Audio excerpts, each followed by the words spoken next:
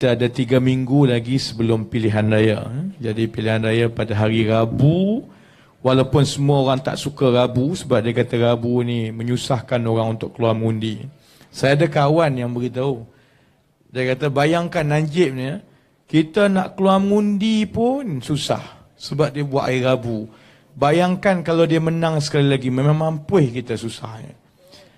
Tapi saya ingat walaupun sekarang ni orang marah pasal hari Rabu, saya ingat hari Rabu tu nanti orang akan ingat sampai bila-bila, kerana itu adalah hari Rabu yang terakhir kita akan bayar GST. Lepas tu tak bayar GST dah. Lepas tu Rabu lepas tu pakcik-makcik tak payah bayar GST dah. Rabu lepas tu harga barang turun sikit.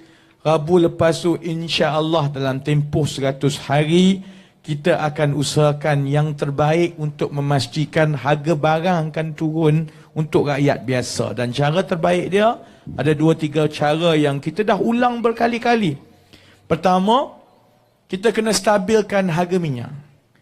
Salah satu sebab utama kenapa harga barang naik mendadak dalam tempoh 5-6 tahun yang lepas ialah kerana Datuk Seri Najib tarik balik subsidi minyak dalam keadaan harga minyak dunia naik melambung, dan bila harga minyak dunia itu melambung, maksudnya untung negara kita juga naik melambung. Saya dah sebut dan diperakui oleh Menteri Kewangan kedua, Datuk Johari Ghani sebelum ini, bahawa setiap kali harga minyak dunia naik $1, kan dia sebut harga minyak mentah naik $1, maka harga minyak juga naik, kita kena bayar. Yang dia tak sebut ialah setiap kali harga minyak mentah naik $1 di pasaran antarabangsa, untung yang kerajaan kutip daripada semua syarikat minyak, daripada harga jual minyak mentah dan sebagainya, untung dia RM1 bilion setahun. Macam kira. Sebab itu saya, daripada dulu lagi saya kata sangat-sangat tidak berperi kemanusiaan kepada orang yang susah di bawah ini, dalam keadaan negara kaya, hasil banyak, dalam keadaan kamu membazir, kamu boleh kutip lagi daripada rakyat 20 sen minyak tiap-tiap minggu, itu pun kamu nak berkira.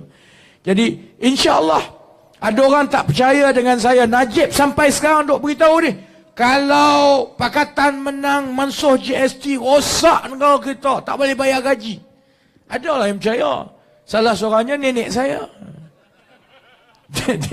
Dia masih lagi kuat UMNO.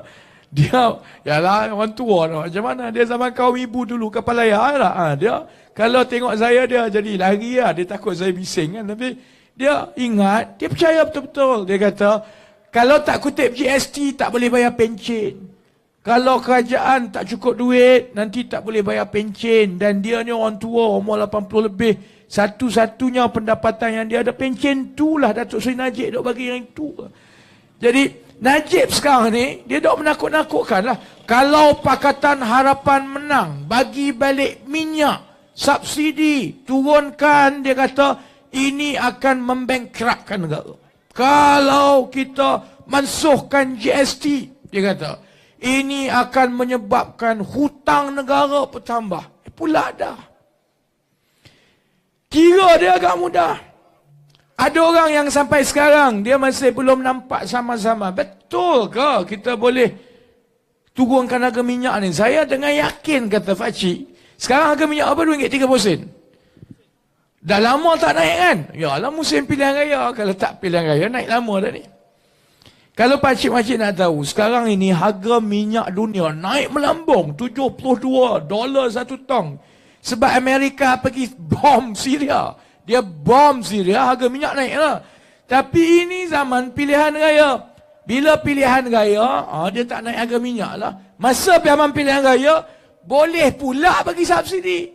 Kalau zaman tak pilihan raya, subsidi ni teruk. Subsidi ni akan merosakkan negara. Subsidi merugikan hanya orang kaya yang kereta besar dapat. Kata dia. Sebab itu saya daripada dulu sebut, kita berada dalam kemampuan yang munasabah. Kalau kita menang, kita boleh agihkan subsidi secara bersasar, ambil subsidi, pastikan ada kuota minyak yang mencukupi, yang dijual dan dikawal harganya supaya harga itu stabil tiap-tiap minggu, tak perlu naik macam sekarang. Kalau yang tak percaya, kira dia mudah. Berapa orang dekat sini, dekat Sungai Aceh ni tahu satu tahun berapa banyak minyak petrol dengan diesel yang orang kita pakai? Yang bisnes pakai, orang biasa pakai, ke seluruh negara ini, berapa banyak jumlah petrol dan diesel yang dipakai setiap tahun. Saya tak tahu sebelum ni. Tapi saya ada kelebihan lah, saya sebelum inilah, saya ahli parlimen sebelum ini. Jadi saya tanya Najib secara bertulis dalam parlimen. Datuk Seri Najib, sila nyatakan berapa jumlah minyak petrol dan diesel yang digunakan seluruh Malaysia bagi tahun 2016. Lebih kurang setahun setengah lepas. Najib jawab lebih 30 bilion, lebih kurang 27 bilion liter lah. Jadi kalau kita bundakan, dia dah setahun, dia dah jadi 30 bilion liter. Maksudnya, yang lori, yang syarikat, yang gudang, yang rakyat biasa, yang motor, kereta besar, lori, semua pakai ni, campur semua, 30 bilion liter. Baik, Katakanlah makcik, katakanlah separuh daripada itu ialah yang digunakan oleh rakyat biasa. Maknanya separuh itu kegunaan perniagaan, industri dan yang lori yang buat untung lah. Jadi yang ini kita tak boleh bagi subsidi lah kat dia sebab dia berniaga. Bagi kat dia. Jadi maksudnya anggaran yang rakyat biasa pakai minyak petrol dengan diesel ni lebih kurang 15 bilion liter. 15 bilion liter dah. Katakanlah daripada 15 bilion liter tu kita kata 40% lah kita nak bagi subsidi supaya harga itu turun kepada RM1.80. Sekarang RM2.3, kita nak pastikan 40% daripada petrol dan diesel yang rakyat pakai itu diperuntukkan sebagai petrol yang bersubsidi supaya dia kekal RM1.8. Tiap-tiap minggu tak naik. RM1.8, RM1.8, RM1.8. Kalau harga di pasaran dunia naik, dia kekal di RM1.8 kerana kerajaan akan bagi subsidi. Jadi kita kena kira berapa subsidi yang kita perlukan untuk turunkan daripada RM2.30 sekarang kepada RM1.8. Maknanya, begini macam dah. Katakanlah, kalau kita bagi subsidi 10 sen, turun daripada RM2.30 sekarang, turun RM2.20. Maksudnya berapa yang kita perlu peruntukkan setahun untuk turunkan harga minyak 10 sen kepada separuh, 40% daripada penggunaan petrol dan diesel oleh rakyat kita. 10 sen kali 6 bilion liter, 600 juta.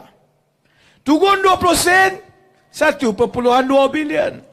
Maksudnya untuk menurunkan daripada RM2.30 sekarang kepada RM1.80 yang ada kesan besar kepada keseluruhan rakyat orang biasa yang di kampung, di bandar yang bukan kaya ni, untuk menurunkan harga daripada RM2.30 kepada RM1.8, 50 sen. Nak kira pakcik, 50 sen kali 6 bilion liter, sebenarnya kita perlukan 3 bilion ringgit saja nak turunkan. Tak susah langsung. 3 bilion ringgit ni sangat mudah. Apa yang payahnya?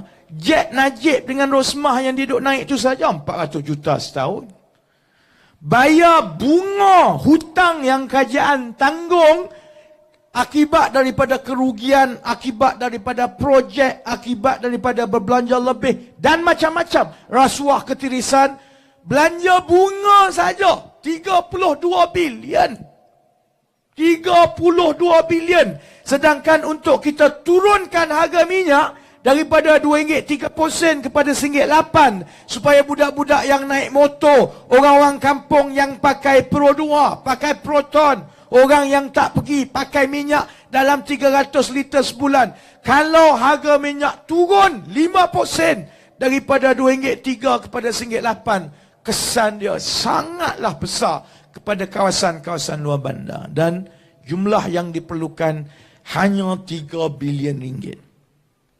Kenapa Najib tak bagi? Sebab itu saya ada wartawan daripada luar negara sekarang. Biasalah pilihan raya, banyak datang interview ni. Solo saja tanya. Dia kata dia tak faham. Takkan Najib tak nampak kot. Yang Najib buat ini memarahkan orang. Mula kamu potong subsidi harga makanan naik. Lepas tu kamu potong subsidi minyak masak, harga minyak masak naik. Lepas tu kamu potong subsidi minyak, kamu apung harga minyak. Lepas tu naik harga minyak tiap-tiap bulan. Orang marah. Lepas tu kamu buat GST pula. Takkan Najib ni tak tahu orang marah? Wartawan luar negara tanya saya. Saya sebut, ada satu benda kamu tak faham.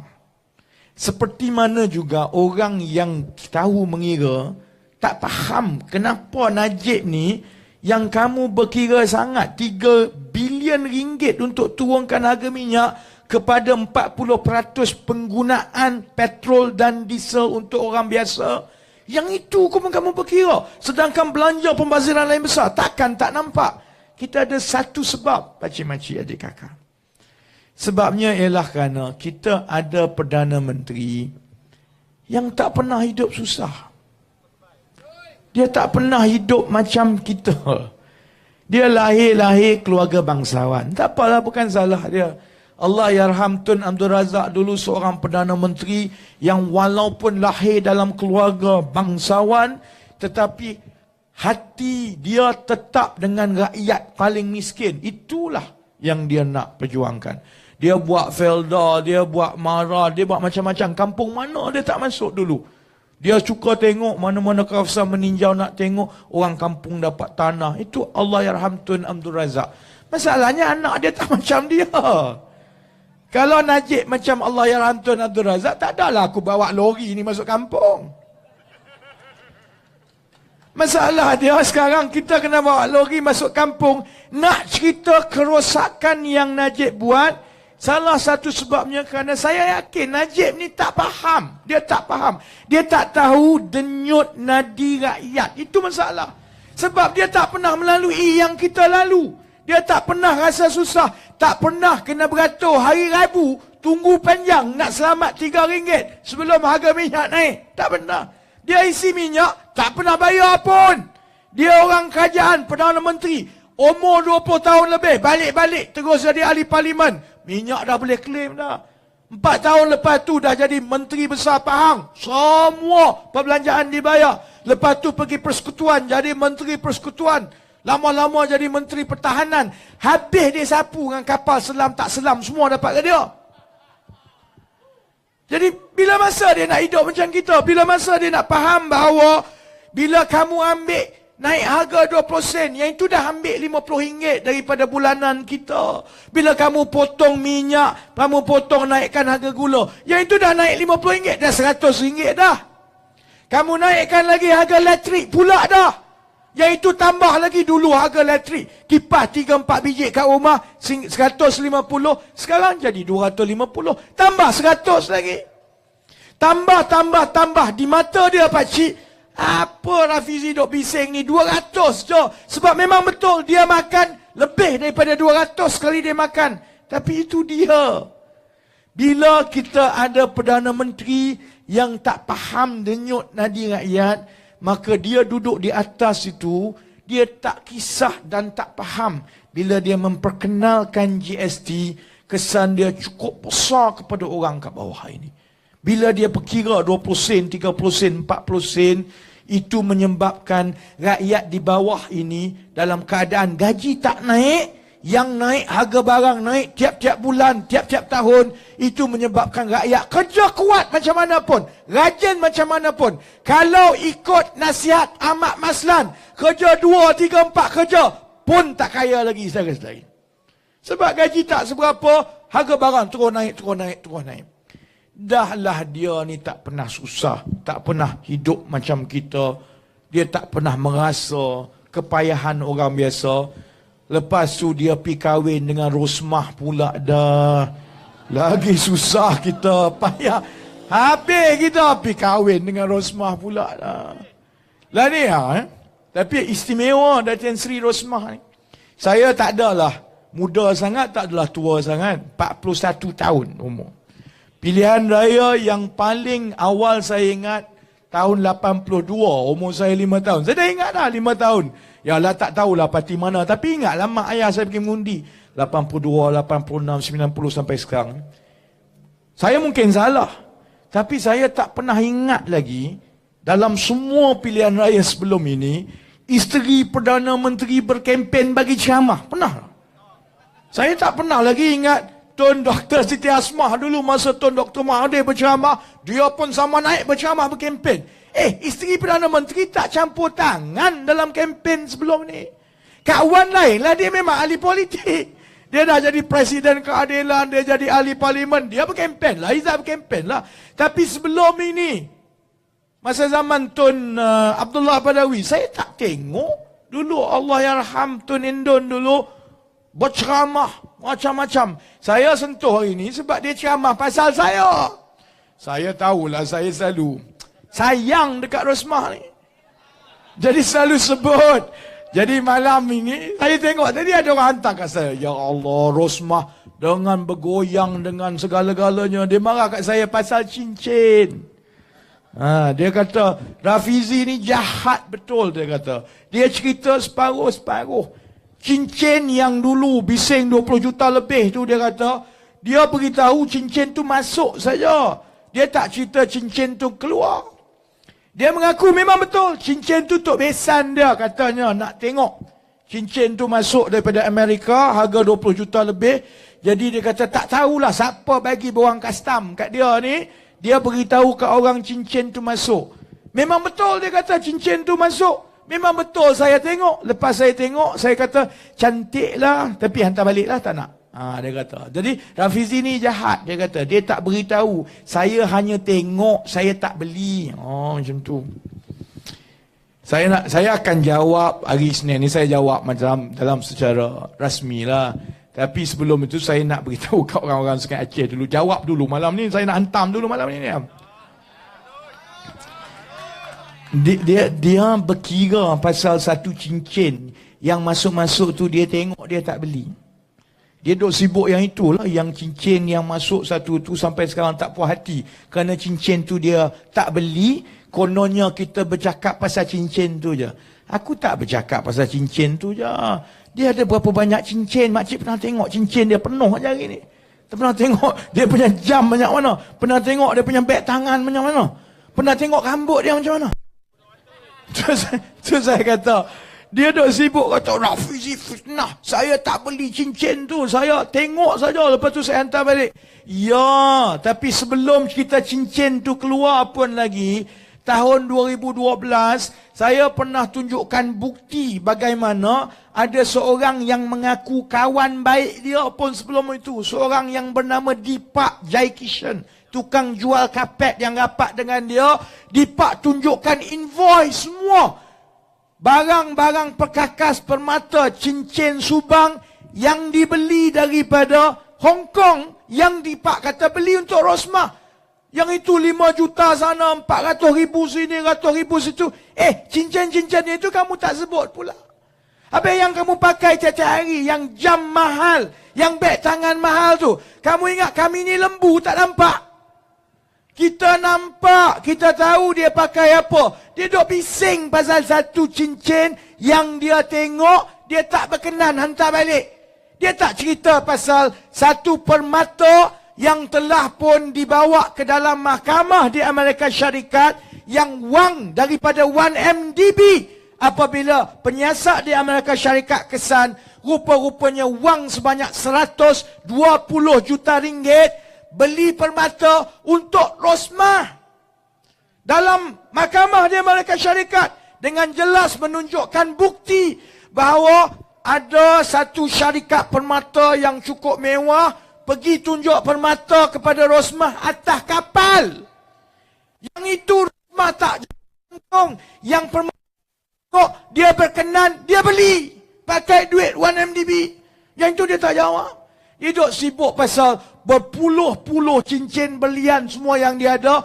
Ada satu tu yang dia suruh datang, dia tengok, dia tak berkenan, dia suruh hantar balik. Duk bising yang itu.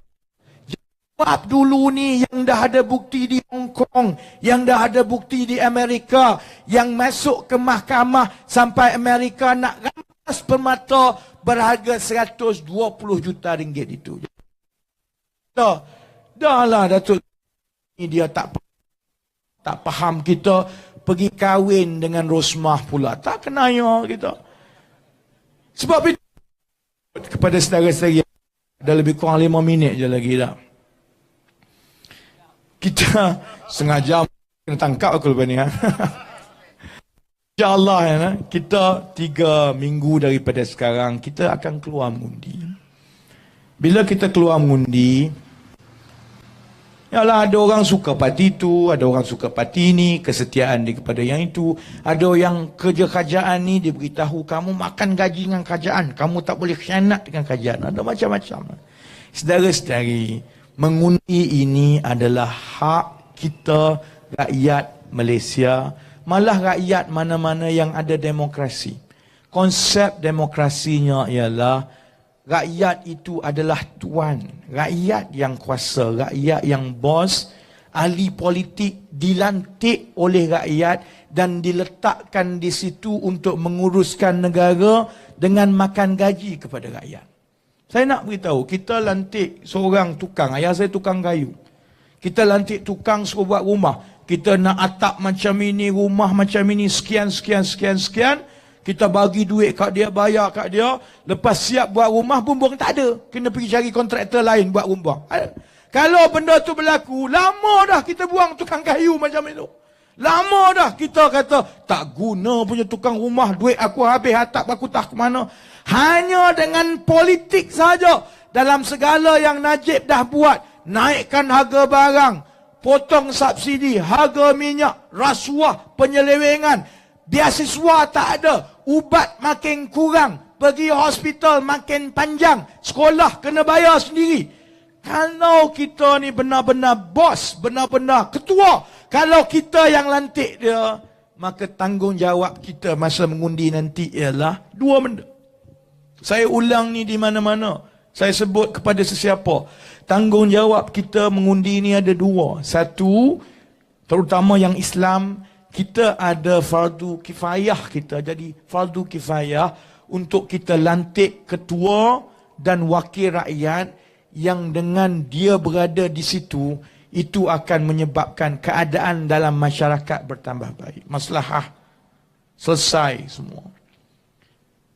Kita ada tanggungjawab memastikan bahawa kehidupan masyarakat yang hasil daripada undi kita itu, daripada seminggu ke seminggu menjadi lebih baik. Minggu ini lebih baik daripada minggu lepas. Bulan ini lebih baik daripada bulan lepas.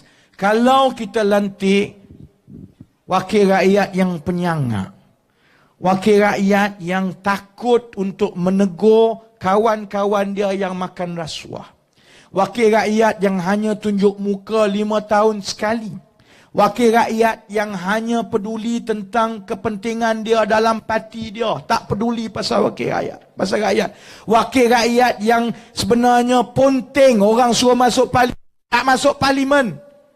Kalau kita lantik orang macam ini, maka kita telah gagalkan tanggungjawab pertama kita, iaitu melantik pimpinan dan wakil rakyat yang akan bawa kebaikan secara keseluruhan. Bimbang ialah tanggungjawab kedua. Kita bila kita mengundi, ramai yang tak sedar, sebenarnya kita ada tanggungjawab kepada anak-anak kita. Kita ada tanggungjawab kepada cucu kita, kepada adik kita, menantu kita, kepada mak ayah kita malah sebenarnya. Tapi yang paling bahaya yang muda-muda ini, terutamanya ibu bapa, kadang-kadang dengan politik ini terlalu taksub dengan kesetiaan parti, terlalu permainan perkauman, adu domba agama, sampai dia lupa sebenarnya bila dia mengundi, dia kena pegang tanggungjawab kepada anak-anak dia dan juga cucu cicit dia. Kita tak boleh wariskan negara dan masyarakat teruk ini kepada anak-anak kita. Tak cukup dengan soal hutang. Kita tak apalah, dah tua. Abang bapak muda tapi dah tua.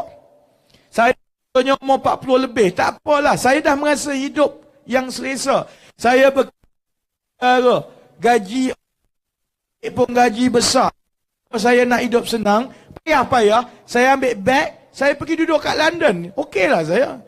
Belum saya masuk penjara lah. Saya tak merasai semua. Ramai di antara saudara-saudari ni yang umur 40 tahun ke atas dah merasai semua itu. Susah senang kita, paling kurang kita pernah rasa hidup bebankan sangat. Sekarang ini baru mungkin kita terasa sikit, terasa beban. Kalau kita terasa beban, zaman kita hidup dulu tak ada GST. Zaman kita hidup dulu subsidi minyak ada. Zaman kita hidup dulu kalau cerdik dapat beasiswa, kerajaan tanggung banyak, PTPTN tak kerja, tak senarai hitam. Bayangkan anak-anak kita, adik-adik kita, dia akan membesar dalam segala bebanan ini dan kita akan wariskan dia hanya saja puluh-puluh bilion tiap-tiap tahun yang menyebabkan akan membesar dalam keadaan kekang segala-galanya. Hidup susah, kalau belajar pandai pun keluar, kerja tak dapat, kalau belajar pun tanggung hutang belajar itu sampai 10 tahun, anak dah besar baru tak merasa semua ni, tapi mereka akan rasa.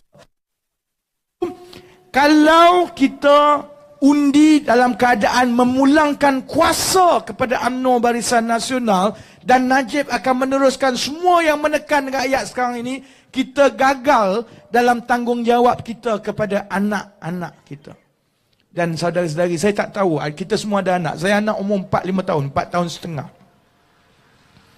Saya tak nak besarkan anak saya dalam satu masyarakat dan negara yang mana merompak dan mencuri itu baik.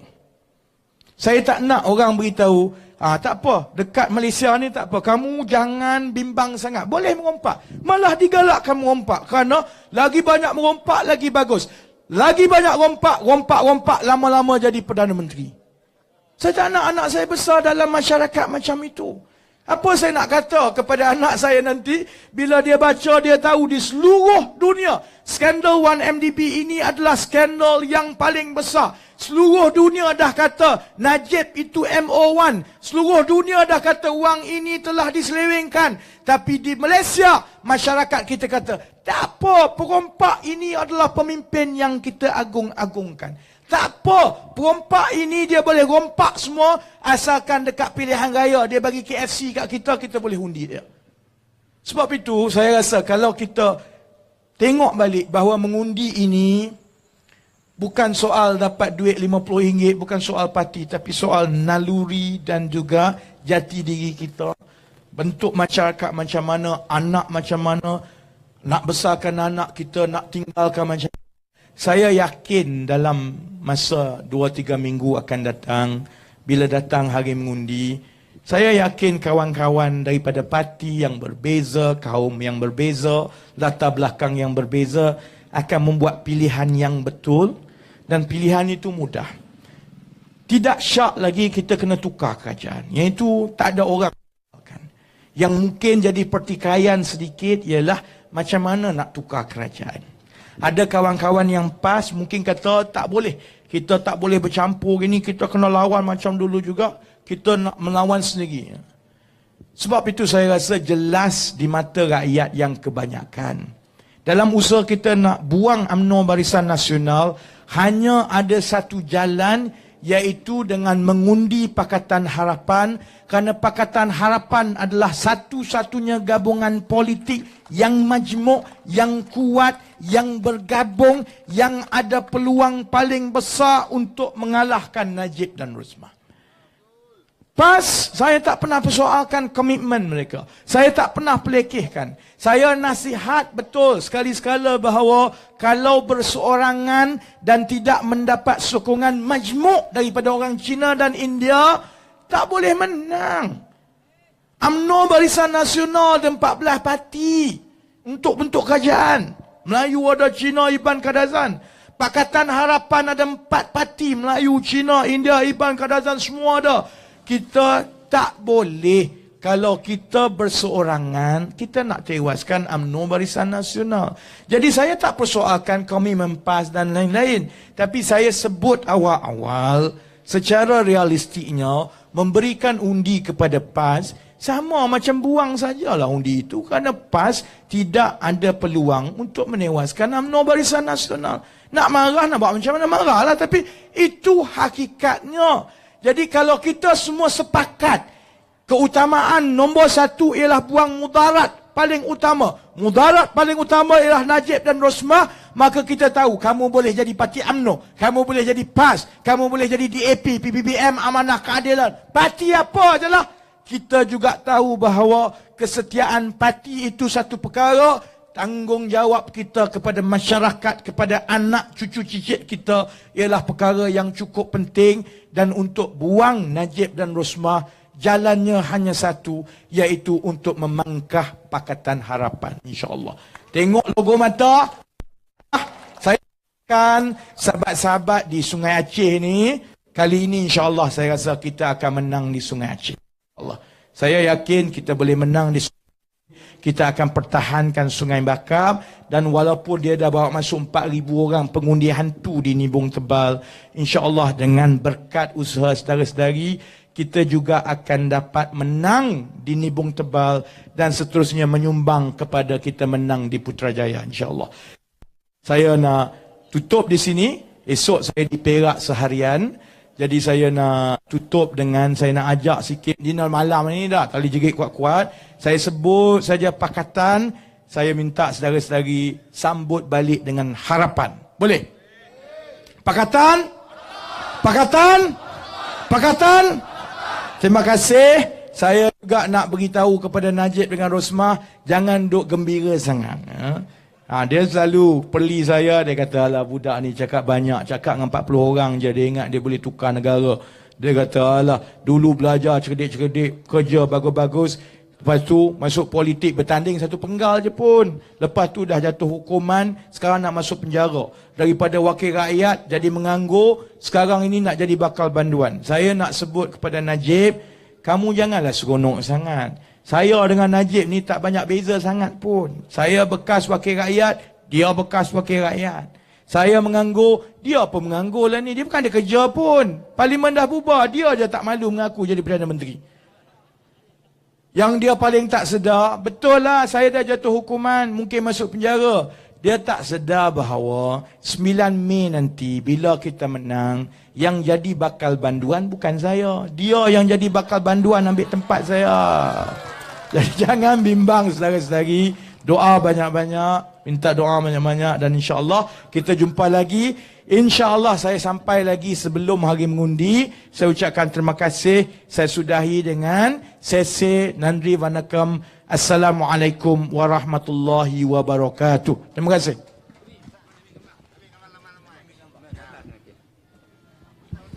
Terima kasih kepada saudara Rafizi Ramli, naib presiden ya, naib presiden. Kita buat correction ni tadi silap di atas ceramah beliau. Jadi marilah kita sama-sama berganding bahu membantu untuk membina semula negara kita pada PRU yang ke-14 ini, insya-Allah.